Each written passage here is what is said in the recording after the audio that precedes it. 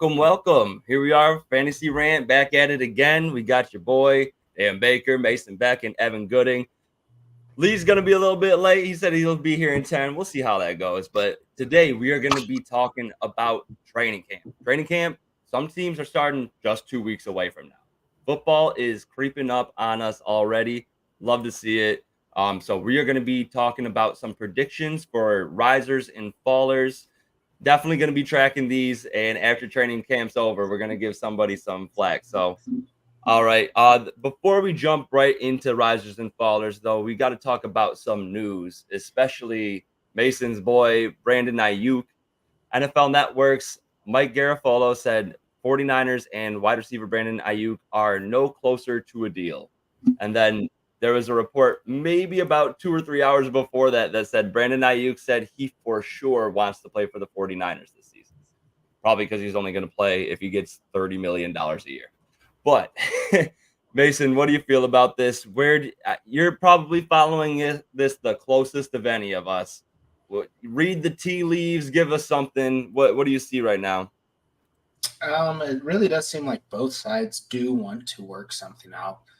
Ayuk really might be asking for too much money. The Niners, they have a lot of contracts they need to be extending some people on the defensive side. Obviously, Purdy is going to be coming up pretty soon, which quarterback is the most expensive position. So I don't think the Niners are willing to give up an insane amount.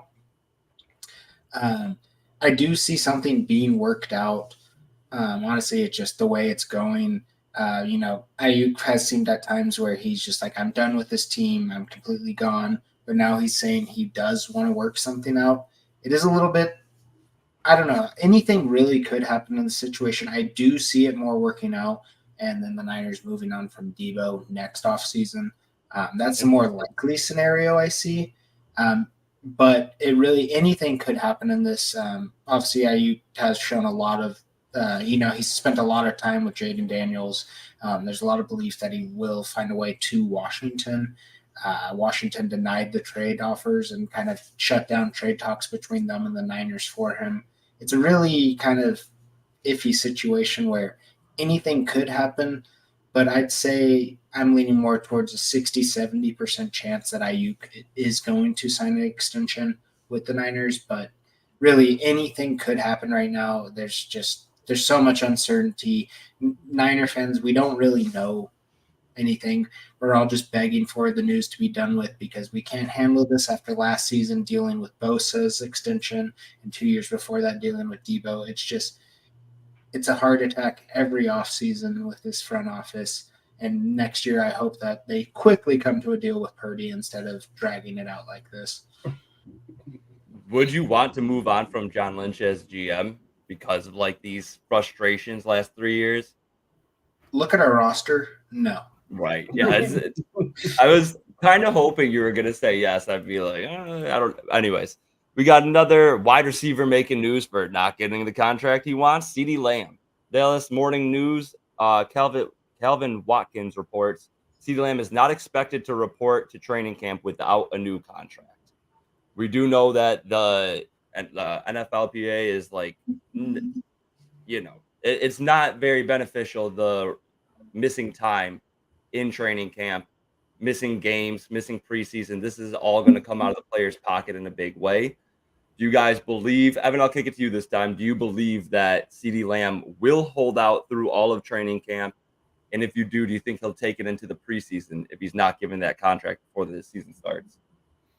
Well, we know how the Cowboys have been in the past with holding out with how they handled Zeke. So that wasn't a pleasant situation. I'm hoping that it's not the case because he finished as a wide receiver one. So we love to see him out there. We just, I hate to see contract situations stopping superstars from being on the field. But yeah.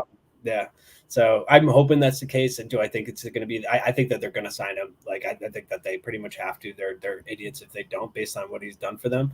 So yeah, Ayuk is a different story. Ayuk's got limited, proof in there. So I don't know. I'd be a little bit more skeptical about that. And I definitely have a take on the Ayuk stuff, but we'll touch on that later in the risers and fallers. Interesting. Yeah, no, I do agree with you. I think CeeDee deserves the contract that Ayuk is asking for, if not a little bit more. And Yeah, then more. very recently seen this type of situation play out, albeit it was with a running back. But Josh Jacobs came off of an NFL leading and led the NFL in rushing yards.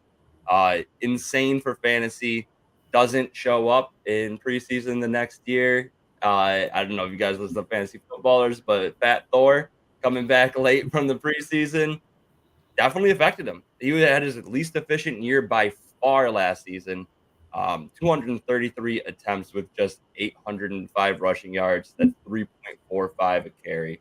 Terrible after literally more than double the amount of rushing yards in the season prior. So, not going to be good for our players if they are holding out deep into the off season. Yeah. Mason, do you have anything to add on CeeDee Lamb? I think there could. I don't think he'll miss preseason just because the fines will add up way too high for any player to really be like, yeah. And when you do kind of sit out when it actually comes to game time, that does look really bad in a lot of eyes of GMs throughout the league for his contract in the next offseason if he does leave the Cowboys. I don't. I mean, is he deserving of an extension? Absolutely. But I don't know if he'll necessarily get it because Dallas is kind of in a weird situation. They aren't extending Dak Prescott, where that team could just decide to break it all down, which that is not traditional for the Cowboys to do. But we could kind of see that happening where they just maybe go for an entire restart. I think it is more likely that CeeDee Lamb does get that extension, but there's some uncertainty with just what is going on with Dallas next season. This season, we know what's really happening, but in the 2025 season, there is a lot of uncertainty. Right. They just keep on shooting themselves in the foot by waiting on these contracts. Like if they signed Dak or CD a year or two ago, they would have gotten CD before he had this insane next level breakout for a cheaper deal. They could have gotten Dak for a cheaper deal, especially coming off the injury and being a little bit younger. I think that it would have been well. But right now, Cowboys head into 2025 with $64.8 million in cap space. That's not enough for those two players alone. Nevertheless, all of the other players that they're going to have to sign. Obviously, teams do some money magic with the cap space. So we'll see how they maneuver this. If they mortgage their future and sign these guys for like a fat upfront contract or, decide to move on, let these guys go. Next guy on the list here. This one's not quite as big of news. Tyreek Hill speaking with Aaron Wilson. Tyreek Hill said, I'm also looking for a new deal when asked about the recent contract signed by other receivers this offseason. Honestly, didn't listen to this. I didn't see it anywhere. So I don't know what inflection he had on this. I'm sure, Tyreek jokes around and stuff. He could have been like, oh, yeah, I'm looking for a new deal too if these guys are getting this kind of money. But do you guys, bottom line, believe that Tyreek will try to play longer than the 2 years left? Because last year he said, I'll play another 3 years and then retire. So do you think that he will, though, get another contract extension, stay in the NFL, or do you think he's done after the next 2 seasons?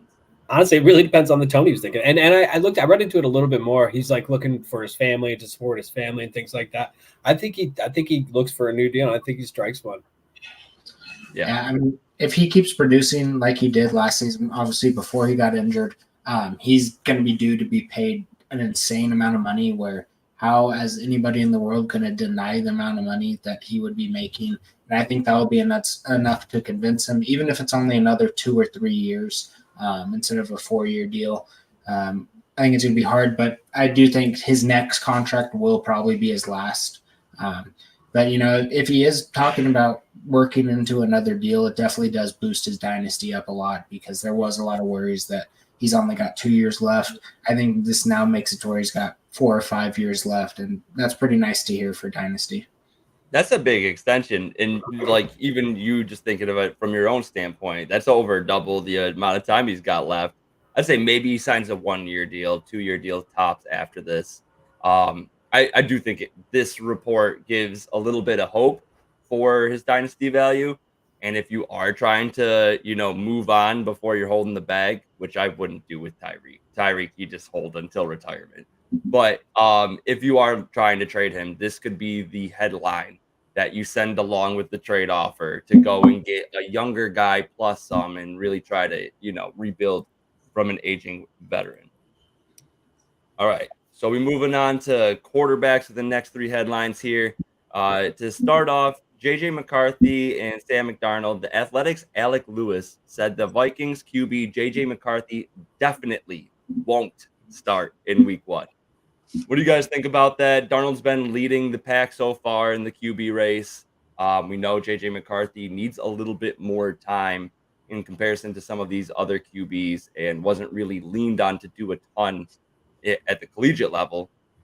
Do we think that Sam Darnold is going to be the starter week 1? And if you do, how long throughout the season do you think he will stay the starter? Evan, I'll send it your way.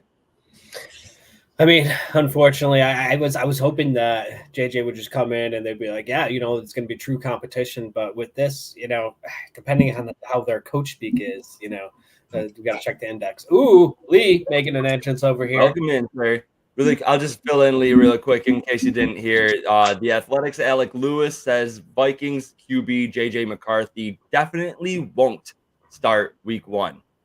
So the question is, do you believe that? Do you think Sam Darnold will start week 1? And if so, how long throughout the season does he hold on to the starting job? Evan, go back from where you were, sir. Yeah, I mean, like I said, I was expecting him to kind of make it more of a competition. So to hear that is pretty disappointing from a JJ owner and stakeholder. And I did vouch for him, especially you got to love that landing spot too. But it could be one of those things where Sam Darnold could go until there's a problem. And with that offense, that might be a while because that's a very, very it's a very, very powerful offense. And if Sam Darnold's able to put up enough numbers and they have a winning record and they're not seeing a problem, they're still got a decent shot at playoffs. They might keep them going for the stretch, which would be not great, in my opinion. Lee, take it away. Yeah, it doesn't surprise me. Kind of the word on JJ is he was going to need some time, especially how protected he was in college. But I don't give Darnold that long. I mean, let's be honest, he's not very good. He's just not. I mean, I see Darnold as a really solid backup, but if he's the guy you're relying on, 4 to 6 weeks tops, and I could even see them, their defense play much better towards the end of last season, so I could see them still, being in that situation where they're 4-2, and the quarterback position hasn't really gotten them there, and then making the switch. But I give him half the season at the most, but more than 4 to 6 weeks. Just to give JJ a little bit of time on the sidelines to kind of, learn in some live game action. But I don't know that it's going to be a great year for the Vikings, to be honest. Really quick, just because I pulled up the schedule here. I think if Darnold gets the start week 1, he plays against the Giants. People are going to be like, oh, my God, look at Sam Darnold popping off because it's the Giants. And then after that, he gets the 49ers, the Texans, the Packers, and the Jets before they hit their bye week. I think that they beat the Giants and lose 4 straight games, and Darnold starts to look ugly. And then by the time they come out of the bye, they put JJ McCarthy in. That's my personal take. But what do you think, Mason? Yeah, I mean, I think Darnold throughout his career has shown some flashes, but he's also looked terrible at some points. There was a lot of reports that he did improve a lot being with the Niners last season. The limited time he did get, he did look somewhat better, but it's hard to tell off the very limited time that he did play with them. And obviously the Niners have a great team for any quarterback to produce at least something. Vikings have a great surrounding team to put him in. Like you said, I think he will get that week 1 win. And then the schedule just gets tough. I think after week 4, JJ McCarthy could come in. But, I mean, it really just depends if the Vikings are winning. If they are winning, it'd be hard to, change it up completely. Yeah. But I mean, the defense, I don't have confidence enough in where they will necessarily get those wins with, just say Sam Darnold produces a mid-tier offense. I don't think the defense is strong enough to necessarily get them the wins against the schedule they have. So I think McCarthy will come in. And it probably will be better for McCarthy that he is sitting for 4 to 5 weeks, watching how the NFL works, watching the reaction times of these defensive players, and I think that will help him long term and just really get his, just really get set and know how NFL defenses and offensive work. I think that is better for him long term. But Sam Darnold is a crapshoot in fantasy. You take him in only QB2 leagues. If you're 2 QB leagues, if you have him in a 1 QB league, just leave him out there until maybe he explodes 2 or 3 weeks in a row. But that probably won't happen. So fantasy-wise, just kind of stay away from Darnold unless you're in a 2 QB league and, you draft him pretty late, hoping that he can make it at least halfway through the season. Right. The only other scenario where I like taking them, like Darnold or McCarthy, and I take them both, is late in best ball, like the last 2 or 3 rounds. You can grab them for pretty much nothing, stack them both on top of each other. One of them's going to be throwing the ball to Justin Jefferson and Jordan Addison, and eventually TJ Hawkinson. I'll take that. Even Dalvin Cook's even though he's old as hell, he's still a solid pass catcher. He'll get them an extra 200-300 yards. So unless anyone had anything major to add, I do want to try to move on. We have just Lee, real quick, and not as much fantasy, but just kind of looking at the division, and where they're at. Did you say Dalvin Cook? Oh my God, Aaron Jones. I was looking it up. I was like, did he sign back with the Vikings? I mean, he's still a free agent, right? Yeah, he's still a free agent. Retirement. Yeah, this dreads pass catcher, same prototype, but yes, that was on me. What percentage what chance would you give the Vikings to win that division? Because I think they have a better chance of finishing last in the division than they do of winning it. I agree. I think they're favorites to finish last, maybe even by like FanDuel or DraftKings. I think there's about a 5% chance they win it just because the Packers and Lions are such high, that one of them is most likely going to win it, and the Bears are just they're a wild card. Maybe they could, probably not, but I do see the Bears finishing better than the Vikings. So, yeah, I think it's Lions. I will say Packers. It's just a safer bet right now. He hates the Packers. And then Bears. I just do think the Bears are going to turn it up this year. Their defense is legit. They don't have the same issues in the secondary that the Packers do. I really like the Bears this year. I know that they're, hyped up, got number 1 pick and not 9 pick, Williams and Odunze. But the defense, I think, is really going to carry this team a long way. They were one of the best rushing run stopping defenses. They got Jalen Johnson back there. He is a dirty corner who is young. He is going to continue to develop and stay, I think, a top 5 corner, in my opinion. Top 5. Top 5. I do think he's that good already, personally. Still not believing in the Jordan Love. Okay. I hear you. I said they would be second. Do you think they'll be first? I thought you said that the Bears would be second, and that. No. I said the Packers are a safer bet, so I'll take that right now. Okay. If Jordan Love had the wide receivers that the Bears do, then I would love Jordan Love this year. I would have the division potentially in that case. I like the wide receivers on the team, but there's not a true alpha. There's like 4 solid wide receiver 2s that would be a wide receiver 2 on any other team. But really quick, I'm just gonna hit this last news headline here. Jacoby Brissett, the Athletics' Chad Graff reports QB Jacoby Brissett is the starter. We don't have to go speculate too much on this. I don't know if he would start more than a couple games. I think the Patriots are probably the worst team in the NFL right now. Would you guys agree with that? Probably. Yeah. And it's the smart thing to do from the Patriots to not just throw their rookie quarterback into a terrible offense. It does hurt for redraft where it makes May be undraftable because the team is terrible and he's not a guaranteed to play at all this season.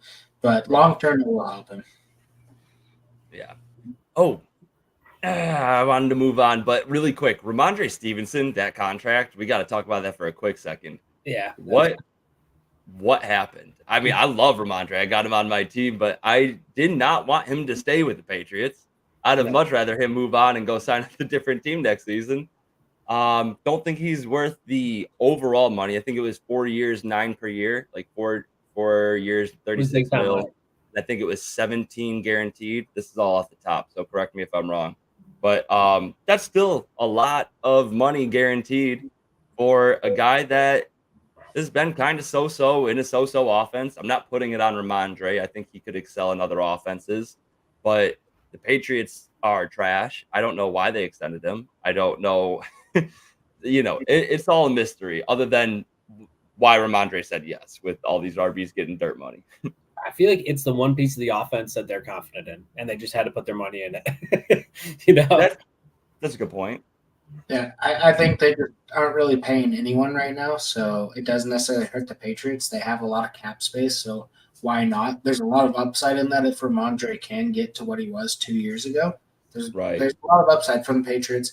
Ramondre maybe should have gone and played somewhere else for a year and proved that it was just the Patriots offense in the 23 season that held him back. And obviously his injury.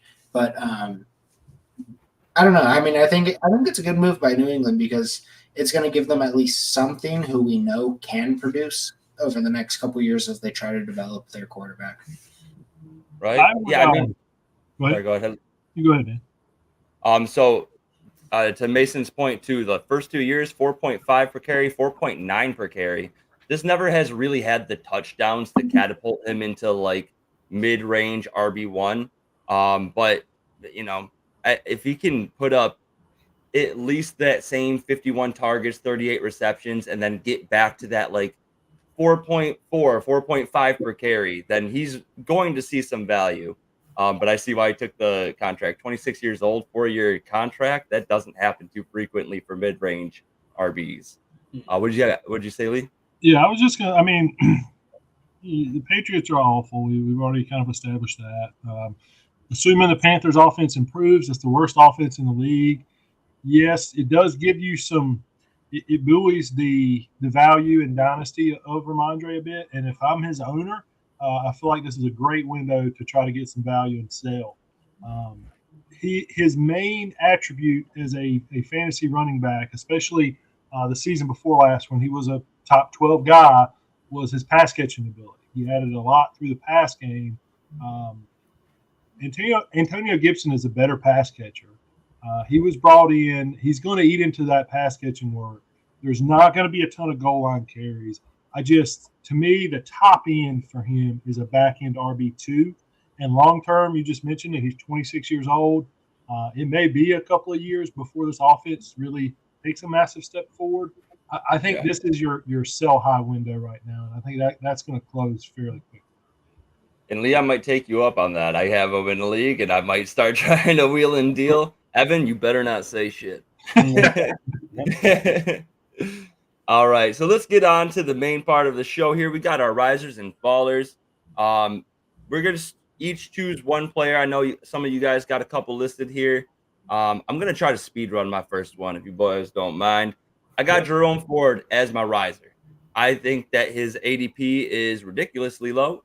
In Sleeper, 1107, ESPN, 1104, Yahoo, 1208, Underdog, 1107, and Fantasy Pros, 1109. Chubb we saw the injury last year. We're going to be easing him back into play.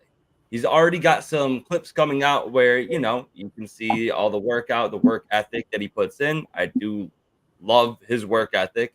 And if anybody could come back from a gruesome injury like that early, I do believe Nick Chubb could do it even at 29. However, I don't think it's likely that he comes back until at least, I would say, week 5. I think he starts on the pup. I think after he gets back, they ease him into his work. And during that time, Jerome Ford can eat. If he's an 11th rounder, or even if you go a round or two early, because we're talking about risers, let's say he moves up 2 rounds, I am happy taking him in the 9th round, knowing that he's the pass-catching running back on this team, for sure. The other options are Deonta Foreman, Nick Chubb, and Pierre Strong. None of them are pass.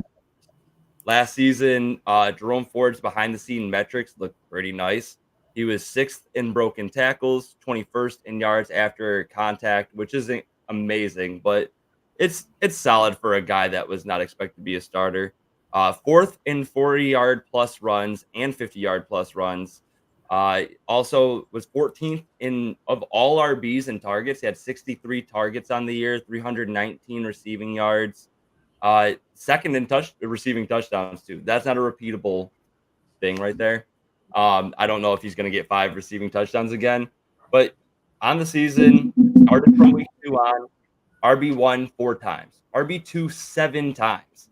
So that's 11 times where he's RB1 or RB2, just 2 times where he was an RB3 and 3 times where he was an RB4 or worse.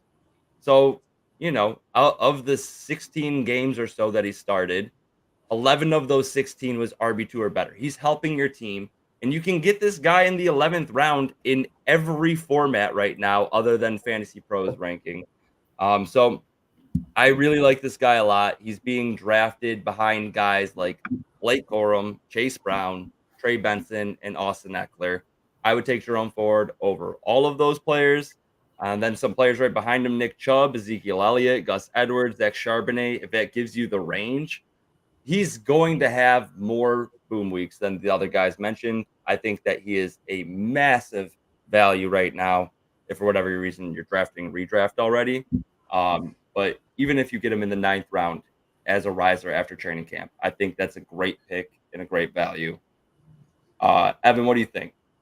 Yeah, I love this too, especially because they didn't add any competition, so they're clearly confident and relying on him. If Chubb isn't able to come back to his form, he was great, he was amazing.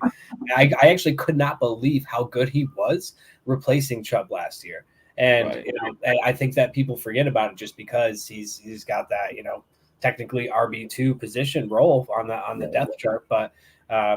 He's a great addition to a team, especially so late in the draft. Great riser. Yeah.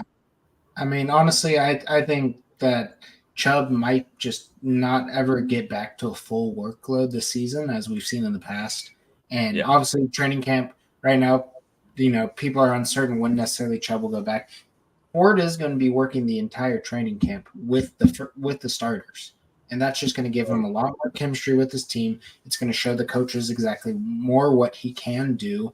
It's going to be a lot more familiar with everybody else. And I just see him getting touches the entire season, especially because what he has proved in the NFL last season when he was given the chance that he can produce. Obviously, when Chubb comes back, his numbers are going to fall a little bit. But I do see him really showing – this is the first offseason where he's getting the chance to prove himself as the starting running back in week 1. And I think he's just going to have an excellent training camp. There's going to be great reports out of him, how he looks good, how he's ready to roll. And I just see him going up maybe a round or 2 in redraft. I think he's already – do you say he's getting drafted in round 9 right now? Yeah. So I'm predicting to jump up 2 rounds by that point when the reports come out that Nick Chubb's going to be eased back into the offense. But right now he's in the 11th round of everything except for Fantasy Pros consensus ranking. I actually have the mock we had up, and you took him in the 11th in the mock that we had up last time. Yeah. Oh, I was speaking for redraft, but Dynasty as well. If you can get him in the 11th, young running back. That was we did a redraft mock last episode, right? Oh, mock. My bad. I missed the mock part. You grabbed him in 11:04 in the mock. Yeah, and I'm happy taking him in the 11th, even if Chubb does come back by week 4. I just think that Ford before Chubb's back, I think Ford could be a middle range RB2. I think once Chubb does come back, he might drop down to that guy who you're happy having as your 4th running back. If you got to throw him in off bye weeks or injuries, you're not super upset about it. And I just think he's going to, have a decent enough of a floor to where he is worth that, producing solid till Chubb comes back and then throwing up some solid numbers with some big plays every once in a while. Lee? So I like it. A couple of things I would add. One, I don't know that Chubb plays at all this year. I could see him not playing this season. That would not surprise me. And if he does, as you guys have stated, it's going to be very eased back in on a very light workload, probably very late in the season. But I would add, he's a great pass catcher, and we know that that's a little bit of a cheat code for running backs. I do think Deontay Foreman is more competition than some people will allow.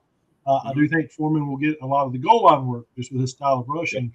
And looking at it, to me, if I'm getting Ford in the 11th or 10th, I'm gonna circle back, and I don't love handcuffing, but I could see standalone value picking Foreman with your last pick because he's basically undrafted. He's basically free. He's going as RB 62 right now. So that's if you get both of those players, I feel like you shore up the Cleveland run game for the season. And Foreman's probably going to give you 2 to 4 games of RB1 production because that's just what he does every year. Right. And to your point, like last year, Kareem Hunt, he had 135 carries, only 3 yards per carry, but 9 touchdowns on the ground. That's that role that Foreman would play. If we get into the 3 to, close range on the goal line, they are going to feed Foreman and just let him pound it up the middle. We have 2 guards that are perennial all pros, all pro bowlers. They are going to do the work for Foreman. And I love you guys shit talking in the private chat here. All right, let's move on to our next one. I'm putting one of y'all on the spot. Lee, you showed up late. Give us one of your risers here. All right, so I'm going to go with a guy that if you've been paying attention, you guys know how high I am on him. Zach Moss. He's a guy that it's very divisive. A lot of people are on the Chase Brown train. Zach Moss is going as RB25 right now, behind a guy like James Conner, David Montgomery, DeAndre Swift. I would rather have Moss at cost than any of those guys. I think that the rise is going to come in when it's clear that Moss is getting all the RB1 work in camp, and Chase Brown is a change of pace back who they don't trust on passing down. So we saw what Zach Moss did in his first 4 weeks as really one of the only times in his career where he's been just the bell cow, the workhorse running back with nobody, no Devin Singletary, no Josh Allen stealing goal line carries. We saw what he did, and it was magnificent. He did have a drop-off after that, but again, I think at cost, I think it's going to rise a little bit when it's clear that he is the RB1 in a really good offense. We saw what Joe Mixon did. You can call Zach Moss a plotter all you want. I think he has more juice right now than Joe Mixon does, just with less tread on the tires, and I think he's going to get all of that goal line work. I think at 3.7 a carry, which is what he averaged last year, he had a pretty big drop-off after he wasn't the starter anymore. But a lot of those games he wasn't getting that many carries. To me, he's the type of runner that gets better the more carries he gets. The numbers kind of show that. And he's a guy who maybe not the most efficient, but he's going to get a ton of goal line opportunities. All right, well, I'm probably the biggest believer in Chase Brown here. But I will say there definitely is some opportunity for Zach Moss to rise. If Zach Moss is provided, in the training camps, if they do say he is that starter, whether or not he stays the starter, his value will definitely boost up a lot. But I just think that I still am a firm believer that Chase Brown will work into that workload a good amount. And I mean, I know he's going to be the more big play guy. He might not get as much touches. Zach Moss will probably more likely be the guy who ends the year with more getting more rushing attempts. But I just think that, I don't know, there is a lot of I don't know. It's so shaky where either one of them could honestly move up, and maybe in 2 weeks I'm sitting here talking about, okay, push away from Chase Brown. Zach Moss probably is the better consistent runner, and that really could earn him that starting job, but I still do think Chase Brown's going to produce more just how it is. I mean, T. Higgins, as Evan will attest to, is, there's some uncertainty there through injury and, the contract situation, what they're really going to be doing with him. I don't know. I don't know. I don't think it's a guaranteed riser. I think there's the potential for it, but it's not a guarantee. Definitely potential. Hold on, just so we can stagger the yays and nays here. Because I'm pretty sure you're an A, and I am a yay on Zach Moss. This last season, Joe Mixon inside of the 10 zone led all running backs. And this is inside the 10 zone, so you can't average a giant yards per carry. However, he averaged just 1.7 yards per carry inside the 10 zone, with being the leader. 35 attempts inside the 10. They clearly just kept on giving the ball to Joe Mixon regardless, even with Chase Brown there and Joe Mixon being inefficient. I think Zach Moss is Joe Mixon light. I think that he has a very similar skill set. They're both big-bodied guys that can catch the ball, not necessarily their strongest suit. They can run through a guy and agile enough to make a guy miss. But yeah, Joe Mixon, 35 carries inside the 10-yard line and 7 touchdowns off of those carries. I'll take those odds with Zach Moss, even if it's 80% of what Joe Mixon got last year. That's going to give you more value than Chase Brown being efficient between the 20s, in my opinion. Yeah. I agree. I like Zach Moss too. Don't get me wrong. In redraft, I like him because I like risk. I like living my life on the edge. Rookie heavy every draft. Going 0 RB and Zach Moss firing him up as an RB1, RB2. Couple drafts might go that way. We'll see how I end up going this year with redraft. But in Dynasty, I really like it a lot less. I do believe Chase Brown ultimately will become the RB1 here in this backfield. Less so confident in Moss being able to do that, and I think it's just slowly going to erode away at his value there and his usage. Yeah, to be fair to that, I mean, Dynasty is definitely a different animal. Zach Moss is 26, got a very cheap 2-year deal. Yeah. They could cut bait for nothing next year. They could cut bait for this year and move on if he's truly that bad. But I don't think that. In redraft, if they're about the same, why not take a shot on one of them? They're about the same for me. It's kind of it's tough. I'd have to lean Chase Brown though, probably. You look like you had something to add. Well, I was just going to ask. I mean, we skewed a little bit to Dynasty. I mean, I think reasonably, neither guy could have, in 2 years from now, neither guy could have value.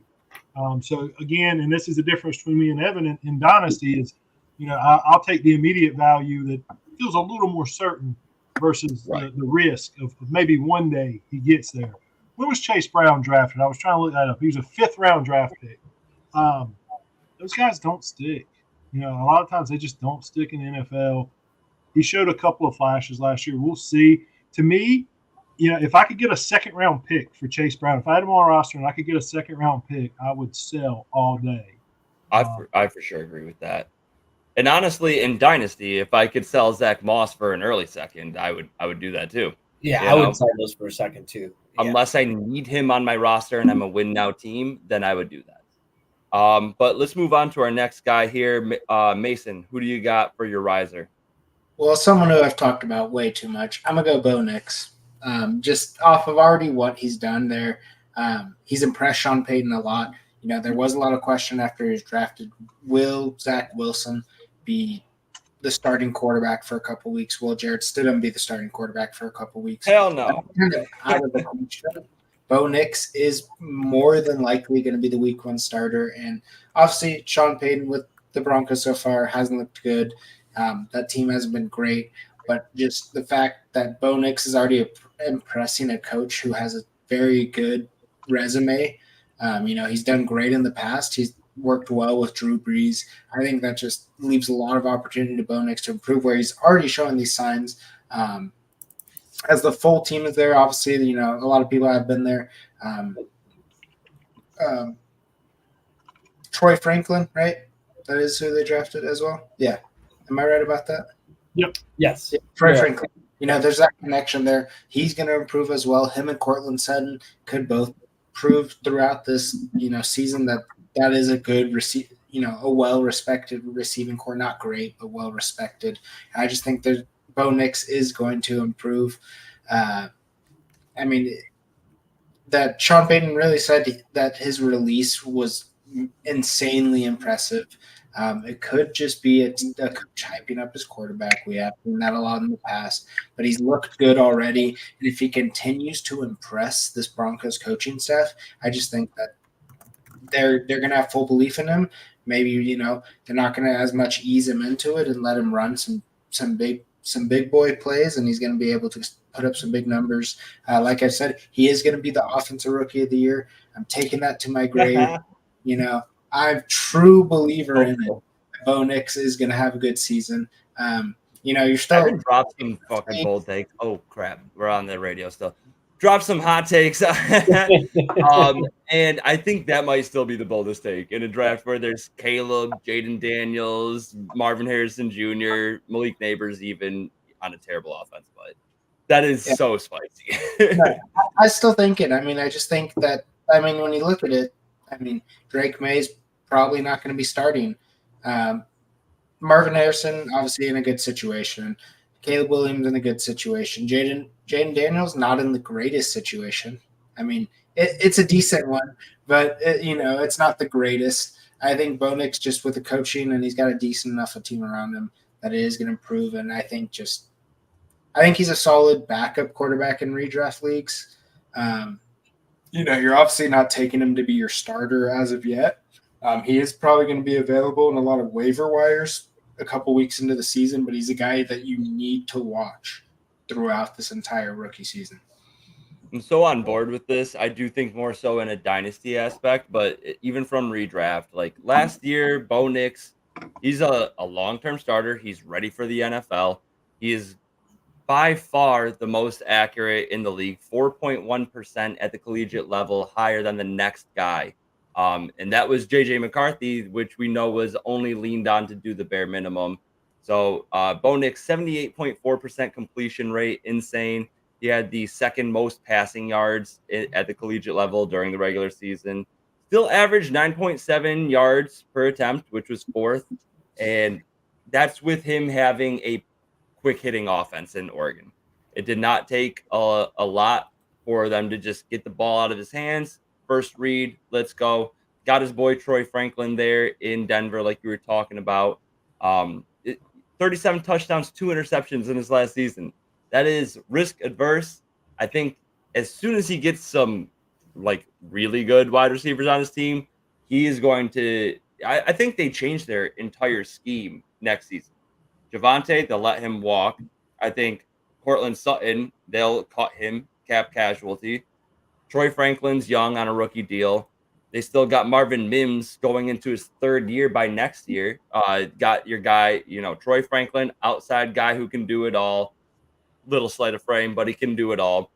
Marvin Mims downfield, Greg Dulcich, athletic tight end. And they'll bring in, a pass catching running back and a power back like they used to do with the Saints, or Sean Payton used to do with the Saints.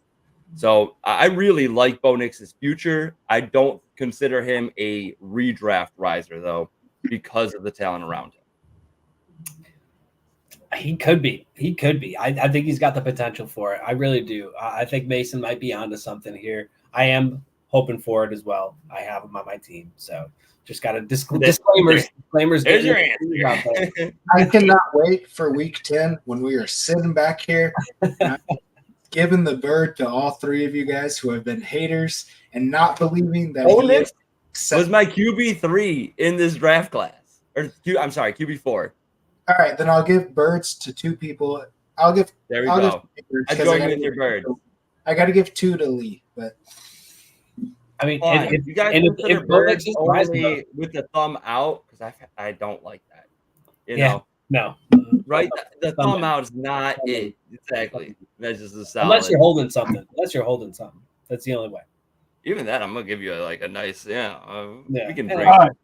So you're gonna need to find a third one by the time I'm done here, Mason.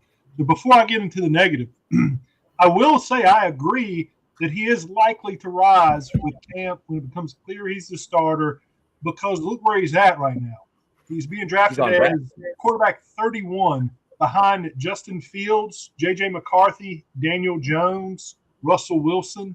So, there's nowhere to go but up. He's being drafted as literally the last starter or next to last starter in the league. He's a guy who, as you said, he's undrafted. Some people may get on the hype. I'm going to say, and maybe not in style completely, but he is Zach Wilson without the rushing ability. He's the guy who's in a really good system in college, who was overdrafted by a quarterback desperate team. He's going to be rushed into playing because they have no one else, and they are going to crush his confidence in the first 10 Lee, weeks. you are on the Bobo. What happened, man? What changed? What, He Bo just, Nix? he just wants to hate on him because I like Bo Nix a No, lot. I don't. I think I'm he's not the buying into that, Mason. You gotta love Bo prove the Nix point to that be I'm wrong. Yeah, Redraft. Dan was the highest. Lee never liked him. I don't think. I've never liked Bo Yeah, Nix. Lee never I liked think he's the most Really? I likely thought we to were go. all in on Bo and hating on I'm JJ in on McCarthy. I'm in on I think Dan was originally the highest, and then I think There's no way you went higher than QB4. You touched on something, Dan. You were talking about a quick hitting offense, first read. I don't think he has the ability to progress through multiple reads. That's going to cause problems playing early, especially when you have a real lack of talent around you. And you can say what you want about the talent that Jay McDaniels has. Terry McLaurin is better than all the Broncos wide receivers combined. I think Jahan Dotson, yes, he is. Cortland Sutton's no good. He was right place, right opportunity, but you said he's going to be a cap casualty soon. He's mediocre. Wilson throwing up like Marvin prayers Lynn. to the end zone, and Cortland Sutton doing a nice toe tap. Greg But Cortland Sutton's year was on the back of touchdowns. That's it. He didn't do anything else. Right, I agree. I think Bo Nix is going to have trouble reading through multiple progressions. I think it might take him some time to learn exotic blitz packages. Even though he's pretty experienced, he was in just like that quick hitting offense at Oregon, didn't have to rely on holding on the ball too long. That's why I think that he is going to be a great dynasty buy low. I don't think that the success comes in year one. And if you're that much of a believer and have the ability to do so, wait on it a year. If you agree with what I'm saying, wait 1 year until Bo Nix end of year stats look terrible. And then before they go out and start signing guys that can do that quick hitting slants like Michael Thomas started off his career doing in New Orleans, going by Bo Nix before then. And then once they start bringing in those wide receivers that suit his talents, then you're going to have a guy that is going to rise in value. One last point before we move on from Bo Nix. I think Mason mentioned it.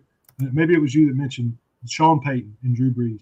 I think a lot of times in sports, not just football, we have that question. Did the coach make the player, or did the player make the coach? Who was more important in that situation? The player made the coach. So, what offense? When has Sean Payton ever really shown that he's an offensive genius when he didn't have Drew Brees? Ever. I will say, although we were frustrated with what was happening after Drew Brees moved on with the whole Taysom Hill situation, it was working on an NFL standpoint. Like, the Saints were still winning. They're still making the playoffs. And they always have cap situations where they are not able to afford the talent they need. That's not on Sean Payton. I'm not calling Sean Payton a genius by any means, but I do think that he's at least a top 16 coach in the NFL that is going to scheme quick hitting. Like, they got Bo Nix for that reason. I think he does well what Sean Payton wants his quarterback to do well and be risk adverse and take the quick hitters. I like that the Smack Talkers moved on to all of these ridiculous banners. I'm hiding it for now. Lee, I was just pulling up. Counter. He had one season without Drew Brees, correct? Drew Brees retired after the 2020 season. Am I wrong on that? Where did the Saints finish that year? Yeah. His last year was who was his quarterback? But the one season without was 9-8. I'm pretty sure he only had one season. Well, 2020 to 2021 was 12-4. When did Brees? That's what I'm saying. 2020. I didn't look it up. I thought that's what you said was. No, I think it was after 2020 when Brees retired. I think that was his last really good year as a head coach was Brees' last year. I'm pretty certain. But who was his quarterback? Yeah, he did. Brees played in 2020. Didn't have like a typical Drew Brees year. Only played 12 games. But yeah, that's fair. Let's move on to the next one. Evan, I'm honestly more interested in your faller than your riser. I want to hear about you talking about this guy. So Lead the way. It's somebody who I actually talked about as being one of the biggest risers last year, who I brought up a couple times last year, but Kyron Williams, I'm not saying don't draft Kyron Williams because that would be terrible fantasy advice. He's going to put up fantasy points this year. However, I think that what's important for me and what situation I'm going to be monitoring for sure is how much work is Blake Corum going to get with the ones. If he gets a decent amount of work with the ones in training camp this year, and it's looking like it's going to be more of a timeshare, that's kind of it's off-putting because I just don't know if he's going to be able to put up those same numbers he put up while sharing the backfield. I don't know if that's possible. He might be able to, but it's definitely something to be concerned about. And whether it's somebody you can't start, absolutely not. You could start him. It's just, will he be the guy that wins you that week because of his performance? Maybe not anymore. If nobody else has anything to add, all I'll say is that I do think that his rushing share is going to go down. He was at 76.3% of the Rams' rushing attempts last season. It's pretty high. Most of the league. Sean McVay is a one-system back. I do think Kyron Williams is still going to get about 70% of the rushing share. But if that drops 6% over the course of the year, you will see that affect his end-of-year stats. I don't think that anybody should drop Kyron Williams in ADP from where he's currently going. I'm not looking it up right now, but the last time I draft literally nonstop. Kyron's usually early to mid round, second round. Yeah, early to mid second. That's perfectly fair to me. If I'm one of those people that are like, I must draft 2 running backs in the first 2 rounds, then if you're at the back of the first round, go and get Kyron with your second, because he is going to get enough work, especially at the goal line. Still mixes into the passing game. Over 12 games only last season, 228 yards, 1,144 yards on the ground, 12 touchdowns through the air, 12 touchdowns on the ground, another 3 through the air. I just don't see that going to Blake Corum, even though he did well in the red zone role at Michigan. It's a different animal here. Kyron's already shown that he can do it. He's on a cheap rookie deal. Why not run those legs out? Get him for all he's worth. I don't think they extend him, but they just have felt the pain of the Todd Gurley extension. I think they've learned from that. And Kyron's not an exceptional athlete. I think this is more so McVay's system producing for Kyron than Kyron producing for McVay.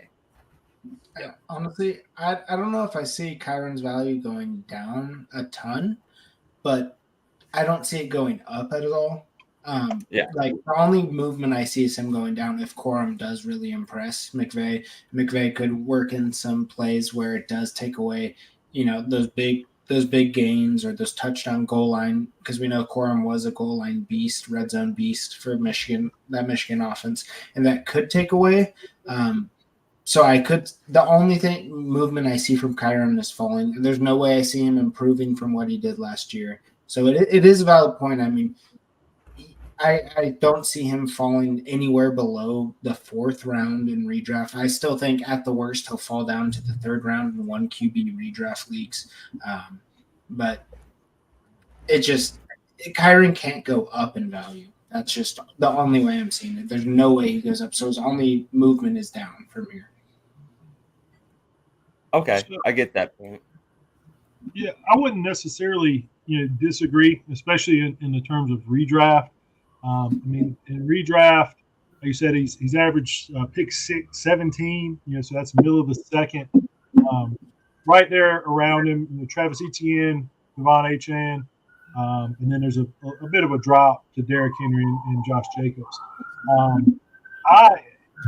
To me, and you touched on it, 12 games. He was RB7 in 12 games last year. Seattle Siren. Everyone Drake. Yeah, Seattle Siren. Yeah. You guys have a team named after that? Because at this point, you should. We should. Seattle Sirens. It's just like a red and blue light. Who did he? The efficiency is, it wasn't just the opportunity.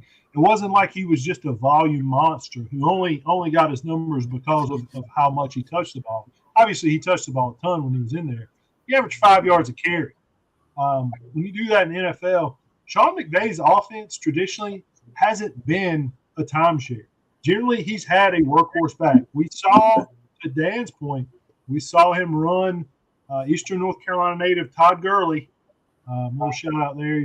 He went to high school about 15 minutes from me. But we saw him just run the tires off of him, and some of the best years we've ever seen from a running back. I think Blake Corum is insurance because last year when Kyron Williams got hurt, they had to sign Darrell Henderson off the street, and he came in and started, and he was good. He wasn't bad when he came in. Yeah. Kyron Williams is not the 1A. He's the one. Blake Corum will be there to spell him. He will be there to back him up, and if he gets hurt, he'll step in and do well. I don't mind handcuffing Blake Corum. But I will tell you, I as far as dynasty goes, I personally think it's a great time to buy Kyron Williams. People are selling him cheaper. They think Blake Corum is going to come in and it's going to be some sort of 50-50, 60-40 timeshare. It's not. In dynasty, Devon Achane is going above Kyron Williams by a decent amount. And to me, I would rather have Kyron Williams. And we'll get to this in a minute, but I'm scared of Achane long term, and I feel like he's being overdrafted. So that is going to be a good segue here. Lee, why don't you kick it off with Achane? Keep in mind we got about 3 minutes left before we got to switch off the Atlanta broadcast here. Yeah, so I can make it quick. Raheem Mostert. He's still the running back one. Devon Achane showed remarkable efficiency, huge big plays, very exciting. He's a fun guy to own. He's a great guy to have on your team because he can break off an 80-yard touchdown. He can have a 45-point fantasy week. We saw that. I'm just worried about how much volume he's going to get. He's not going to get the red zone work. Being so reliant on a running back and having to break off those huge plays is a scary proposition for me. I don't think he's going to be able to consistently week in and week out provide that RB8, RB9 draft slot. If I'm drafting somebody that high, whether it be redraft or dynasty, I just want more consistency from them. And then with the size factor, I don't know how long he's going to be for the NFL. He's explosive. He's fun to watch, but he's a guy who's just overvalued right now, in my opinion. And honestly, if Jalen Wright comes in there and proves anything that he can be that speedster who they run on these big breakaway plays sometimes, that really could take away one or two of these big plays that Achane has throughout the season. And if he takes away let's say 2 or 3 of these 60 to 80-yard touchdowns that Achane would have, then that just drops his value a ton, makes Achane have 2 or 3 weeks where it's non-productive. And I'm done. I agree with you. 50-plus, Devon Achane led the league along with Christian McCaffrey and Breece Hall on 50-plus yard runs. He did that with less than half of both of the others' runs. There was 3 weeks last year where Devon Achane averaged over 10 yards per carry. That's coming down. And Mostert is obviously the goal line back. They didn't bring anybody else in to be the goal line back. And last year he had a career high by a long shot. Guy had freaking 18 touchdowns on the ground, another 3 through the air. So I don't think they go away from that after extending him. Money talks. I don't think they go away from that. Evan, what do you got? Yeah, I mean, I just noticed throughout time that as I'm getting older, things aren't working as well as they used to. And, Raheem Mostert is not somebody that has been a staple of healthy or health. He's not a staple of health. So, definitely not a staple of healthy at all. Yeah, no. I think that he's the one who's going to be the faller, if anybody. I don't understand how you're going to give the faller to the guy who we even haven't even seen a lot of, but when we have seen him, just absolutely explodes. So I would not consider Devon Achane. I would actually consider him a riser. He can't go up any higher. How is he going to go up higher? He's that's my point is he's being overdrafted. If he does exactly what he did last season, but stays healthy. But that's how he after goes the fact. That's this how is he goes like higher. post-training camp. Well, You know, yeah. so like right now, if he's Achane getting is, a lot of work with the ones, then this is something that he could rise from that too. according to Fantasy Pros, Devon Achane is the RB8 and the 21st overall pick. So that is the 209, I believe. And the only running backs ahead of him are Kyron Williams, Saquon, Jonathan Taylor, Jahmyr Gibbs. Devon Achane can't jump any of them. So He could. I think he could. I think he could jump those guys. You did just list Kyron as your faller, so maybe he jumps up one. But are you going to put Achane above Barkley no matter what he does in camp? I think he could jump Barkley. I think he could even jump Gibbs. I don't think he is ever going to jump. Wild to me. I think that is absolutely wild. I don't see. I don't think it's going to happen, but I think the realm of possibilities there. You're insane if the realm of possibilities.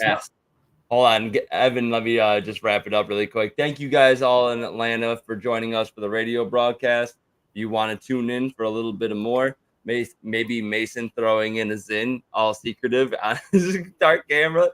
You can come check out the YouTube, watch him with that fatty bag bottom pouch here. So come check us out. We got plenty more football to talk. I'm about to talk about some Brock Bowers fallers in a second here. But let's wrap up this Achane talk. You think that he can surpass Kyron Williams and Jahmyr Gibbs? Mason, I completely outed you for your I mean, do I think he will? No. I don't think that is like a strong possibility. Do I think that it is in the realm of possibilities? Absolutely. Absolutely. Okay, so that's important to bring up. There's the realm of possibilities. You're saying, do you think he could become? Well, yeah, if Mostert goes down to a training camp injury, then I will call Achane a big ol' riser. I don't think that it's going to happen. I don't think he's going to jump those guys within training camp. No. The only last thing I'll say too, there's definitely, rightfully given, Mostert had like the injury prone tag, missed at least 3 or 4 games, at least 5 games in 5 seasons between 2016 and 2021. Since then, when he joined Miami, 2022 and 2023, 15 and 16 games.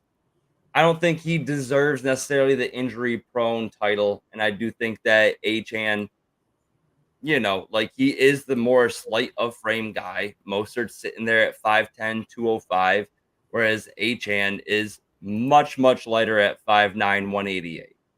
So, I just don't think Mostert deserves the injury-prone title, and I do think he is going to get at least 10-plus touchdowns. So you're a faller on Achane as well. Yeah, I'm a faller on it. I don't take Achane at his current ADP. If he drops into the 3rd round and I already have a steadfast RB1 that I can lean on, then I will go with Achane as a high upside RB2. Or if I take McCaffrey at the 101 in mocks right now, I'll happily take the upside of Achane as my RB2, with McCaffrey giving me basically 2 RB2 numbers at the bare minimum. But other than that, I steer away from Achane. I try to go risk adverse in the first, I would say 3 or 4 rounds. Don't want a guy that can screw me over on the rest of the year. I want a guy that, even if he's like a slight bit under his ADP, at least he's going to be a top 12 guy. Okay. All right. No one else has anything to add. Brock Bowers, I know Lee's got to be on this bandwagon here, right?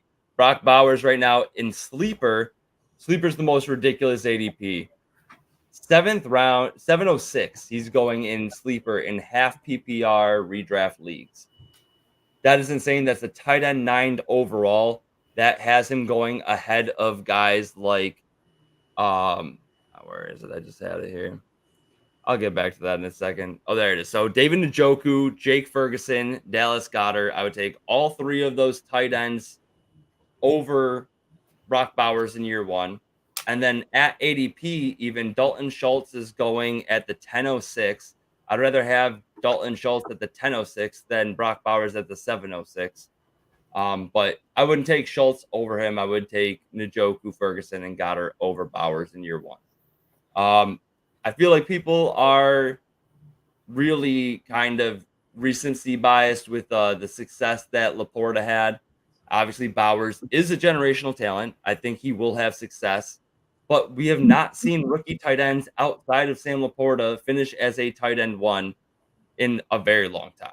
Kyle Pitts and Pat Fryermuth were the only people that were in that range. Kyle Pitts was tight end 7 in 2021. Fryermuth just outside of it. I'll give it to him. Tight end 13 in 2021. And then Dalton Kincaid, even I would say most of us considered him to have a more successful than not rookie season. He was tight end 12 last season. And, like when you got a guy like Dawson Knox who's taking away early season targets, Dawson Knox gets injured for an extended period of time. And Kincaid has a couple of games where he's showing what he's worth. That's why he's going where he is now. But he still didn't prove himself as that dude, even with Stephon Diggs having a terrible second half of his season. Stephon Diggs was terrible over the entire last 8 games that he played. I don't see a reason why Kincaid couldn't have stepped into that role. On top of it, Brock Bowers falls on a team that already has Michael Mayer, second-round pick, an early second-round pick, 36th overall, just the year before. Devontae Adams is on the team, and he has not averaged less than 10 targets since 2017.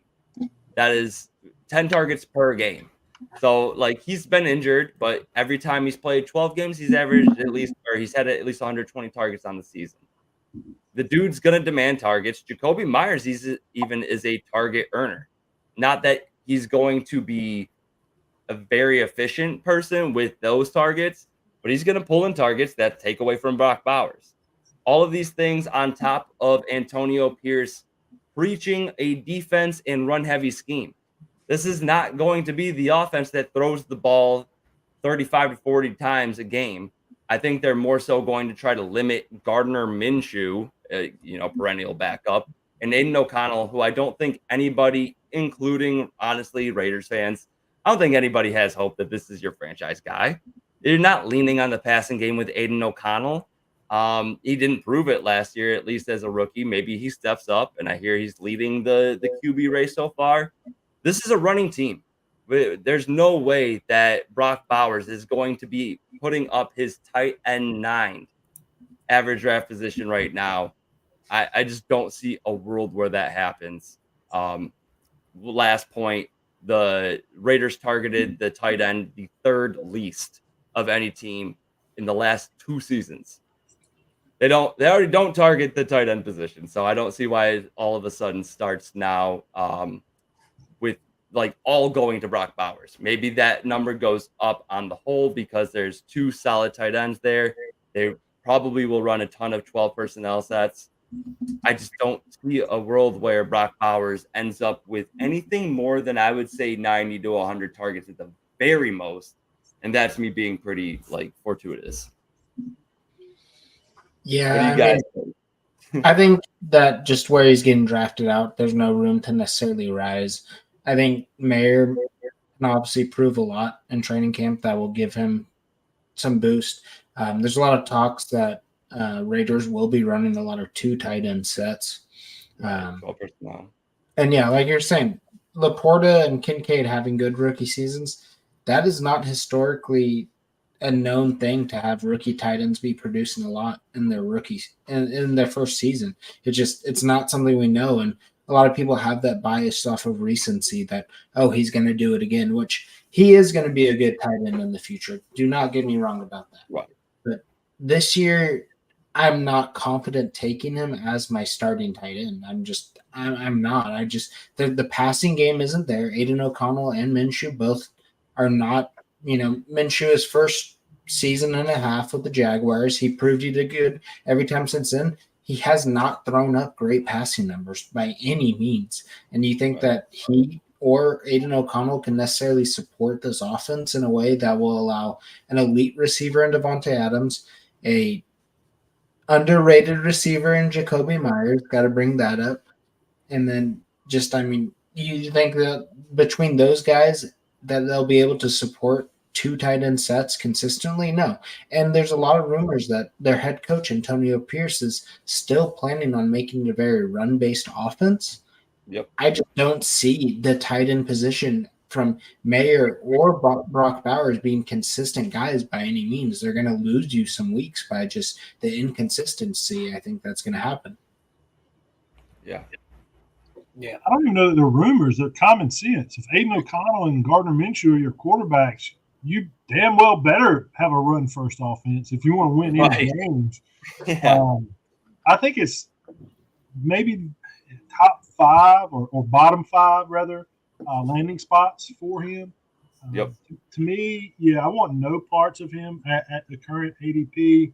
I would just as well, and you mentioned some of these guys, but if I can't reach up just a hair and grab a Evan Ingram, a George Kittle, a Jake Ferguson, pretty close a round or two before, I would just as well punt and grab a Freiermuth, or grab even like a Luke Musgrave, Hunter Henry combination. I mean, there's a lot of guys I would rather have on my team. I just don't see a path to being a top 6 to 8 tight end, and maybe he sneaks in at tight end 12, but you can get a lot of those guys that can sneak in at tight end 10, 11, 12 later in the draft and have a lot more depth at some other positions. That's just too valuable of a pick for me in redraft. In Dynasty, I think it was overdrafted in Dynasty as well. I think it could take some time, and if you really want Brock Bowers, you can probably buy him pretty cheap mid to end of this season. Yeah, I think actually after the draft, me and Lee were the only ones to move Bowers to the second round of rookie drafts in Dynasty. So yeah, I wouldn't go that far. Yeah, I'm moving off even more as well. Yeah, I still believe in the long-term upside, though. Like, no tight ends really, again, other than Laporta and a few exceptions, pop off in year one. So I'm willing to, like, if I'm drafting a tight end to the point where I need it on my roster, it is long-term. You got patience. I'd rather have somebody else hold this guy for 2-3 years. You're the person who drafts only rookies in every Dynasty startup. This much patience is why I let Penix fall to you as well. Because I don't have this much patience for rookies. And that, dude, so I mean, I drafted Kirk Cousins. That's why I drafted Penix where I did. But I got both of them. I definitely wanted Penix too, but like I can't draft them early. And that's why I called your bluff when you're like, I will take him the next round. I was like, no, you're not waiting 2-3 years for him to be a starter. Honestly, I would have taken him if Leggett and Pearsall weren't there, but they were. I knew as soon as I took Cousins that everybody else would be like, I'm not waiting this game out. No one wants to do that. No. So, but like, I do think that Bowers will make a quicker jump than Penix would into the starting role. I do think that after Devontae Adams plays out this season, let me look up his contract, but I'm pretty sure he's going to be a cap casualty. Long contract. It's a long contract. It is. It's a giant contract, but people have moved on from worse. Yeah. Pulling it up right now. So after this season, next year, there's no way they don't move on.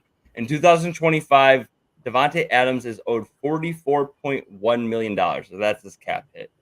His dead cap is $15.7 million, and that's not even like a post June 1st or anything. They are going to save so much money just by moving on from him. That's $36.2 million in cap saving. Even though Devontae Adams is an elite route runner who does not need speed in order to be successful, he's going to be 33 at that point, and you can repair an entire offense with that money. Dude, right. Yeah. Like, that's just an insane amount of money to be paying a guy who's 33 years old, no matter what the position, but especially at wide receiver or running back or something. I think he's gone. I think Bowers take a step up. I think Jacoby Myers, if I'm not mistaken, is on the last year of his deal as well. Love Jacoby, but I could see them moving on from him as well. He's a Jag. Jacoby Myers is a Jag. He's just a guy. A Jag next year? He's just a Jag. He's just a guy. I was also thinking about just like Jaden Daniels. Jaden Daniels going to be just a guy in 2 years. Better than Brock Purdy in 2 years. Mason, I have bad news, man. I have flipped, actually. I think that Jacoby Myers is probably worth about a third at this point. Yes, yes, yes. Keep on hating. Keep on hating. Everybody read that little blurb at the bottom of it. I got you guys on Bo Nix. I got you on Jacoby Myers. It's going to be so much shit talk throughout the season. So I already talked to you. I'm in on Bo Nix long term, but not this year.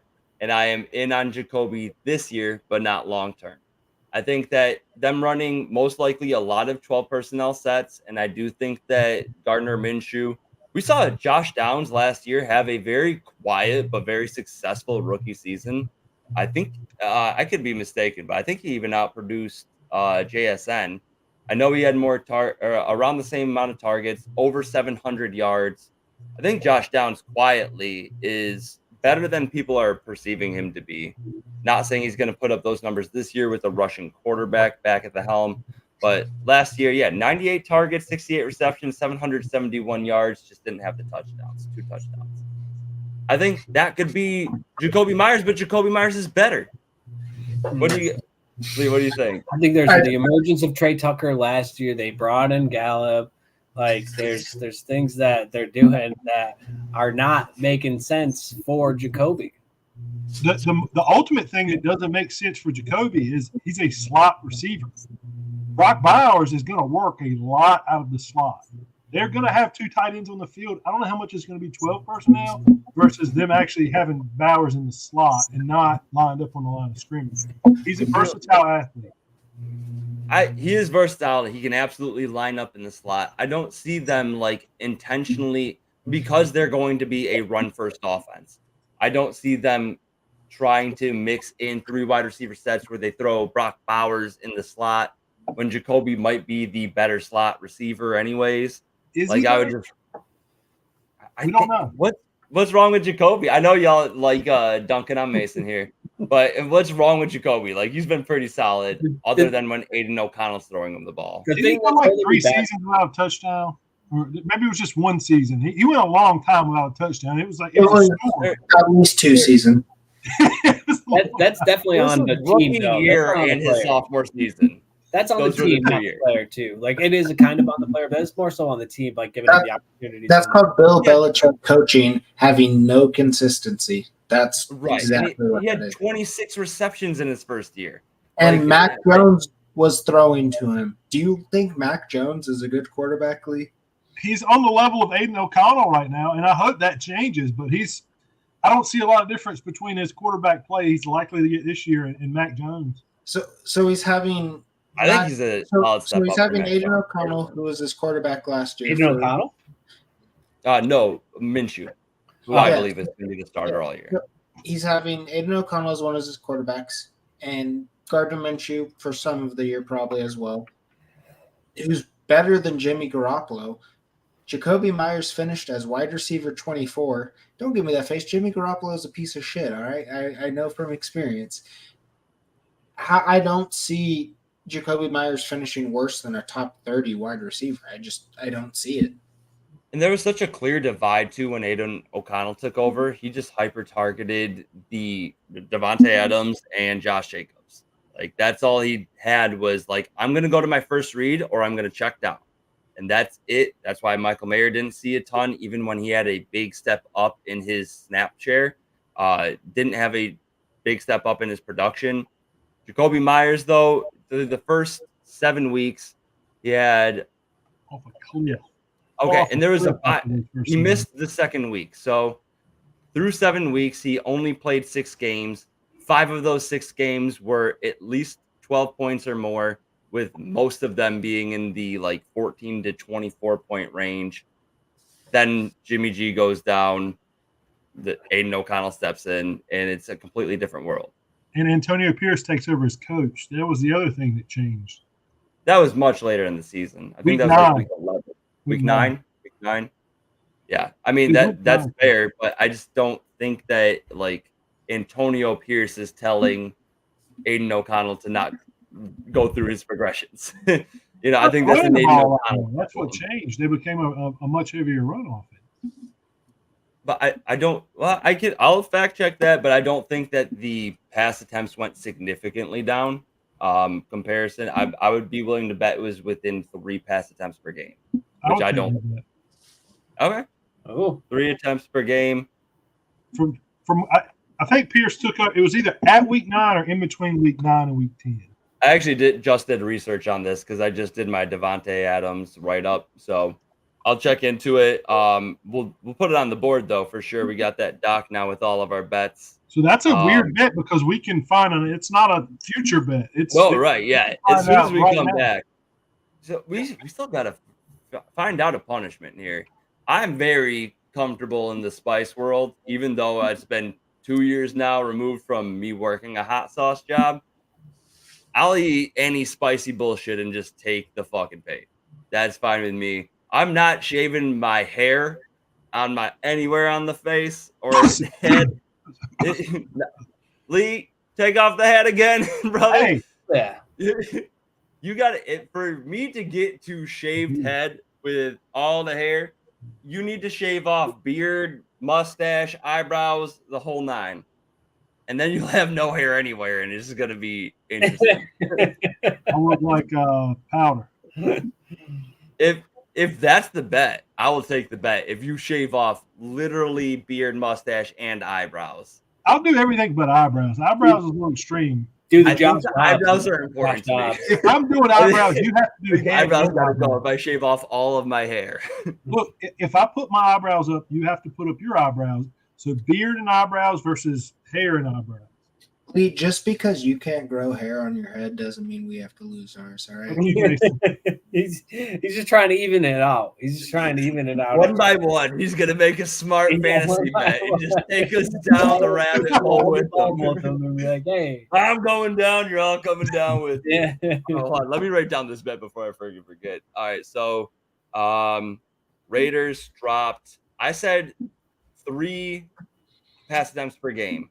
I know that there's one game where they threw the ball 14 times because I just went through week by week and did this, so that's gonna hurt me. But let's see. Raiders dropped 3 pass attempts per game after AP takes the job. All right. So I think we're 20 minutes in. Does anybody want to try to hit their, Evan, you got 1 riser left. Yeah, Mason mine will be had- really quick, really. Yeah, hit your riser then. You got never mind. Who do you got? Yeah, my riser here is Ricky Pearsall, and it is very situational. I mean, obviously, if Ayuk is in contract talks and doing any type of holdout, he's not going to be on the field.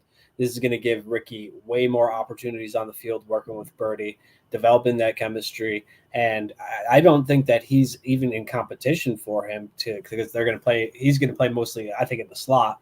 And I think that it's just going to be really, really exciting to see him. His route running has been looking spectacular. The talk around him has been amazing. He's such a smart guy, and he's not a young guy either. He's at the age right now where they really want to see what they have.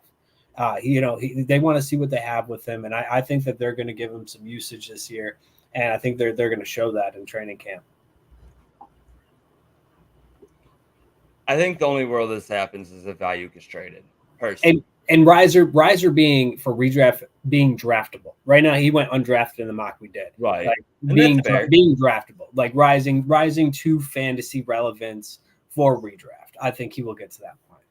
I get what you're saying, and like there's a lot of direction to move up. I don't think he's going to go down too much further.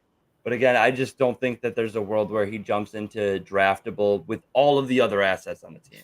Like if Ayuk is not traded, if Samuel stays on the team, which seems likely, there's like Ricky Pearsall is the 5th option behind almost in a way a 6th, because like you can go McCaffrey on the ground, McCaffrey through the air, Brandon Ayuk, Deebo Samuel, George Kittle, and then Ricky Pearsall. I just don't see, if Brandon Ayuk is not traded, I don't see a world where Pearsall jumps into like draftability for me. But I do like him as a talent, and if either, like honestly, any of those 4 players I just named ahead of him, like on the team, get moved, get injured, I can see a role where he steps into something worthwhile. So do you think he produces more or less than George Kittle this year?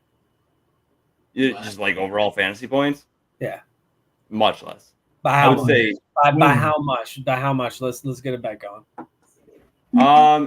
let's say on a I'm per game Sure, basis, because Kittle's bound to miss a game or two. If we're going per game basis, I would say Kittle puts up at least, I would say more than Kittle's 80% of his production will be more than Pearsall's production. You know what I'm saying? 80% of Kittle is going to be more than Pearsall. Okay.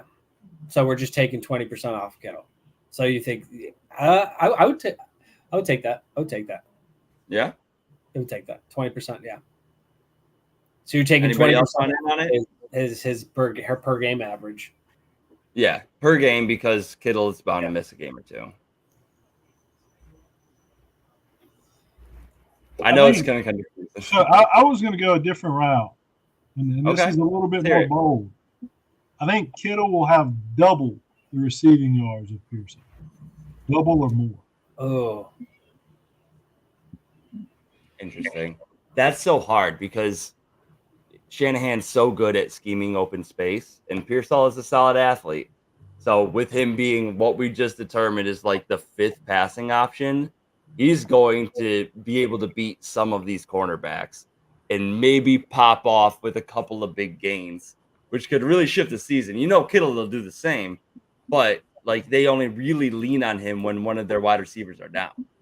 Who was and the Kittle wide doesn't- receiver 3 last year? Juwan Jennings, right? Yeah. I mean, without looking it up for sure. He Yeah, had no, it was Juwan Jennings was the more 3A. Ray McLeod was kind of 3B. Jennings had 265 yards receiving last year. Kittle had over 1,000. That's kind of where my bet comes in. Are you saying? But I think that they're Yeah, completely yeah, different right. caliber level of players. I'm just saying that's good. He might get a bit more target share and a bit more in that offense, but and again, this changes if Ayuk is traded, then it's a whole different ballgame, obviously. Right. But if not, it's still Debo, Ayuk, Kittle, CMC are just going to dominate the touches. Yeah, and like to speak to what you're I talking would about right certainly now, take the double, though, Lee, to answer your question. really quick, the wide receiver 3 on the team had 30 targets last year. This is according to PFF, and I do always notice that PFF is short like 3 to 6 targets. I don't know why in comparison to Sleeper, but PFF's got Juwan Jennings at 30 targets last season. After that, Ray McLeod had 15. The year before that, the wide receiver 3 on the team has 53. That's still Juwan. After that, it's 21. Both seasons, George Kittle had at least 80 targets on the season. So likely that the opportunity leans that way. I just want to lean in. Pearsall could kind of break above that just because his playmaking ability. But still, there's no way he even gets close to Kittle numbers as long as Ayuk's not there. If Ayuk is gone, that's a whole different story. But no, there's no way. I would not draft Pearsall in a redraft league unless you have a really deep roster. That's the only way I'd do it. Okay. So, really quick, did you guys settle on a bet for your Double. Yeah, he's saying it. That double. Like double the receiving yards? double the receiving yards. Okay. Yeah. I'll throw That my is- eyebrows on that bet too. I need your eyebrows. Right. You said eyebrow for that one? I Whoa. need him to put up his eyebrows. We'll have to come up with something for all of these. I feel like, and I feel like it's something that we're like. If you're comfortable, I'm not good with spices. Spices would not be good for me to agree upon a bet. But there has That's to true. be We could go there like has to be not something the that I'm same willing to do quantity. within a multitude amount that Yeah. you guys would be comfortable with. How have we not thought of this already? So yeah, I'll eat something crazy spicy with a chip challenge, hottest if sauce you can find. I'll If down a it's whole something way. you want to do, doesn't that It's take away still from gonna it a be- little bit? Like I don't Trust want to shave my eyebrows. I mean, it's Oh. not going to be something you want to do, but obviously like a lesser of evils type of Right. thing. I don't want I'm not here just like talking to you, eating, doing Yeah. the chip challenge, for fun. I don't You want may. to. I think I'm you just may. like better with that than shaving off all of my hair. Not my. I don't. If your I thing have- wants to be removing hair from your body, you could totally go with that. So I haven't that's seen my the whole. head If in a Dan long wants to time. go with spices, Lee's going with hair removal. Mr. I don't Nana. want to shave my eyebrows. I'm just willing to get outside my comfort zone for the good of the show. Yo, So I'd I love go the Comfort show. zone, that's what I'd you're go- willing to do. So Dan's comfort zone is spices. Hot chip We all challenge got our own or- comfort zones. hot chip or sauce challenge compared to you taking down another banana full peel, like Will Levis style. That could I be. would definitely rather eat the banana. Yeah. Lee's, Right, Lee's, but like, he's a would you hybrid. put that as an even bet? Because I promise you, I don't enjoy eating the hottest sauce or doing the hot chip challenge. I just I feel like Evan's Maybe. going to end up eating like 6 saltine crackers in a minute or something. Like that's going to be Evan. we do it all at the same time. That doesn't sound bad. That doesn't sound bad. See? I actually, One my body comfort shouldn't for be. 1 second, and then you move on. But we'll figure something out for everybody. I feel like we're coming into, we only got it's like 2 weeks until training camp. I think it's like 68 days or something like that until the start of the NFL season. By then, we all have to lock in some type of punishment that we all deem equal. Can we all agree on that? Yeah, I think that's fair. Yes. All right. So Lee, I'm gonna look up this shit as soon as we're done with the podcast. I was trying to look it up, but there's not an easy resource without going game by game, and I didn't want to. I know. I've done this so many times. I have to add up everything and average it out.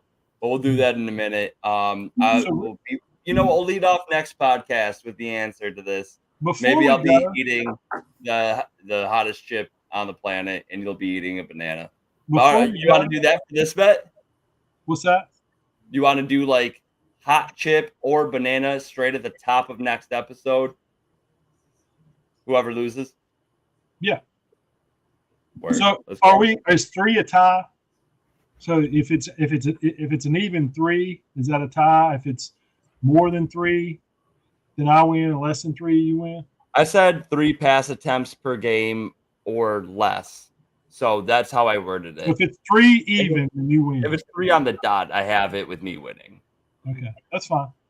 And real quick before we go, I do want to, it's a bit of a homer pick, but I want to get in my other riser real quick. I don't have a ton to say. Definitely. Take it Jaden away, Daniels, the rushing. Type 2. Hey, look you, Mason. Jaden Daniels has the potential to be a league-winning quarterback for you. And if you look at the history of rookie quarterbacks, even C.J. Stroud, and everybody was blown away, he was quarterback 11 last year. He didn't win you the league. If you got him in Dynasty, you were thrilled. But if he was your redraft quarterback, you had to have a strong roster around him to win. There's been 3 quarterbacks ever that had top 5 fantasy finishes. Cam Newton, Justin Herbert. Can I guess the last one? Robert Griffin Jr. the third. Oh, no. Okay. Robert Griffin Jr. I thought maybe it was going to be Kyler Murray, knowing that Cliff Kingsbury He was number is 4 on the list. But those were the ones that hit that top 5 plateau.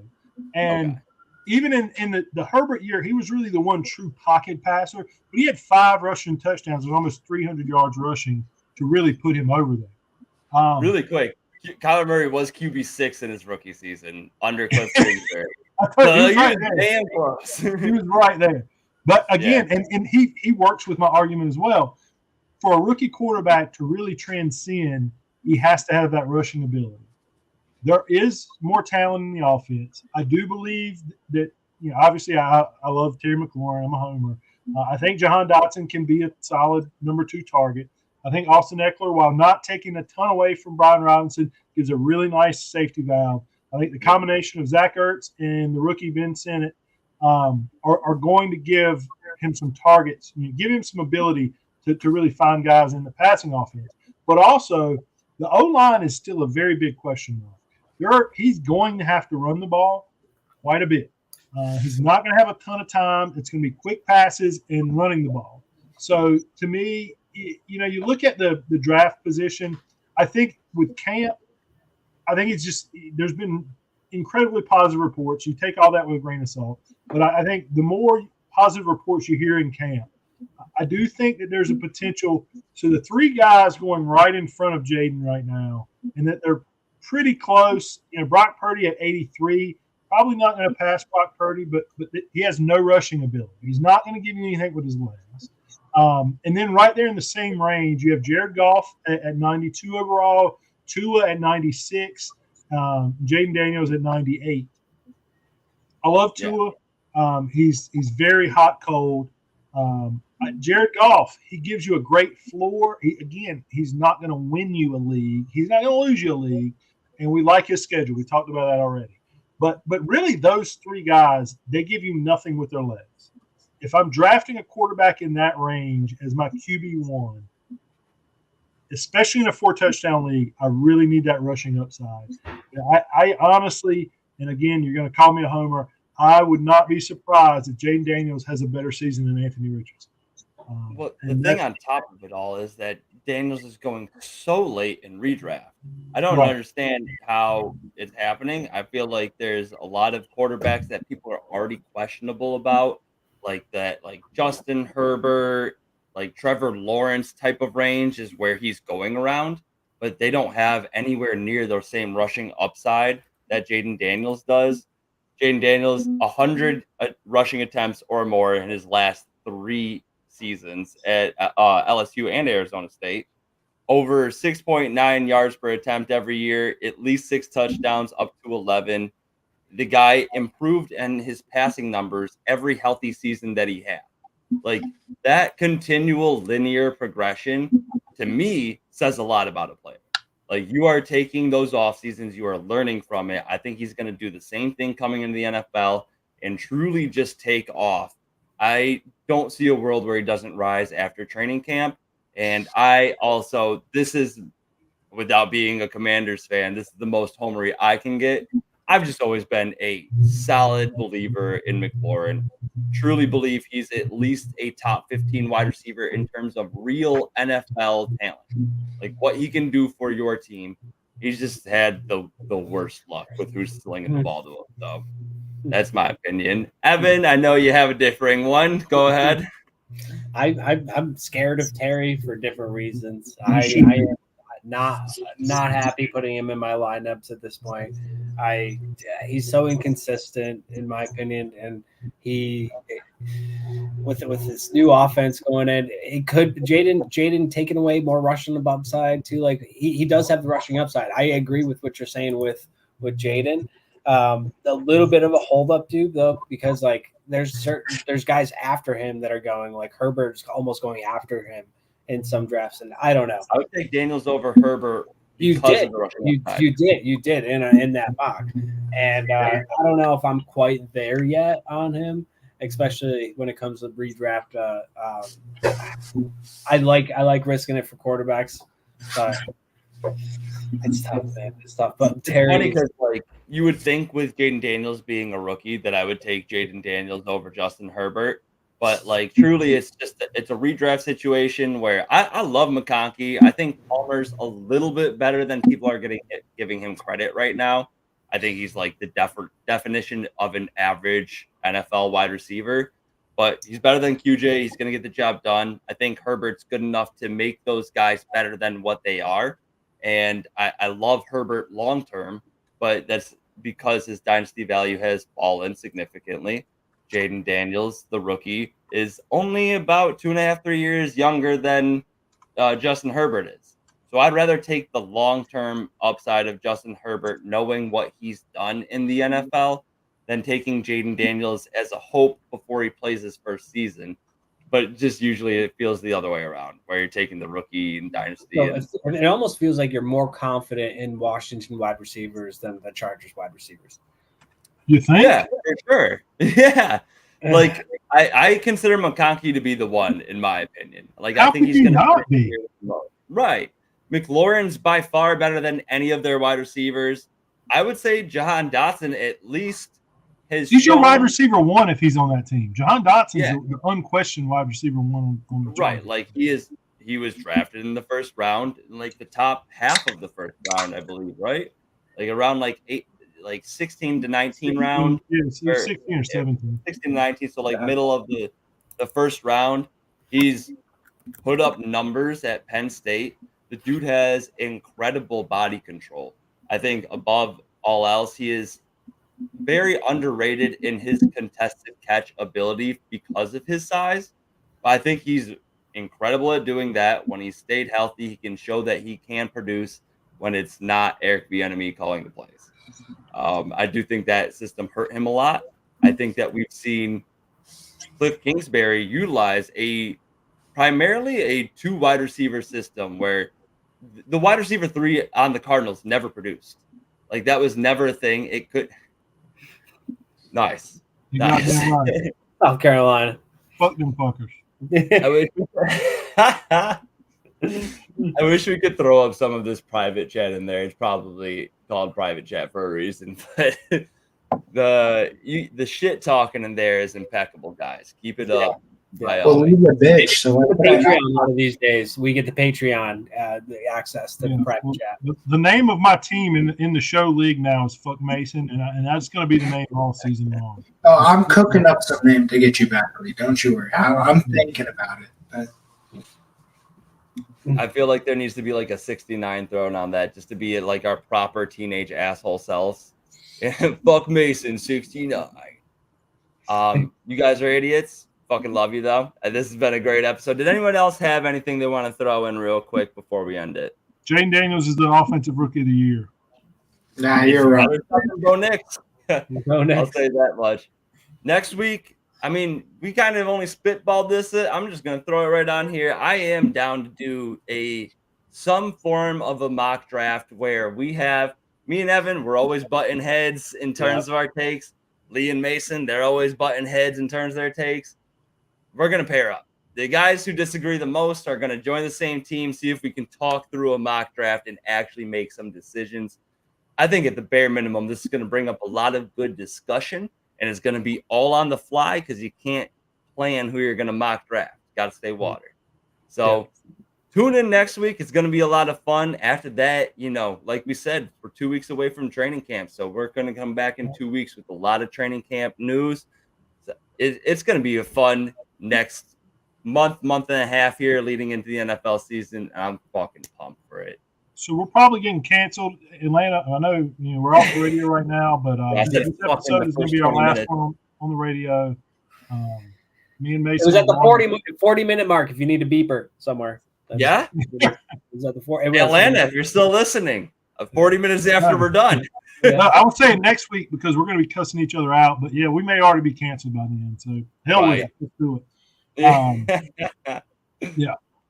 Go Dogs. Honestly, I am going to text our CEO and I'll let him know. Maybe they should bleep that. All right. That's it for this week. Thank you guys for tuning in. Make sure you stay tuned. Like, subscribe, especially if you're fucking paying attention right now. Give us a sub. Pay attention to us cursing each other out next week. We do appreciate it. It truly goes a long way. Everyone have a great rest of your week. Happy 4th of July. Don't blow off your fingers. I forgot all my 4th of July puns. I had like so many listed here.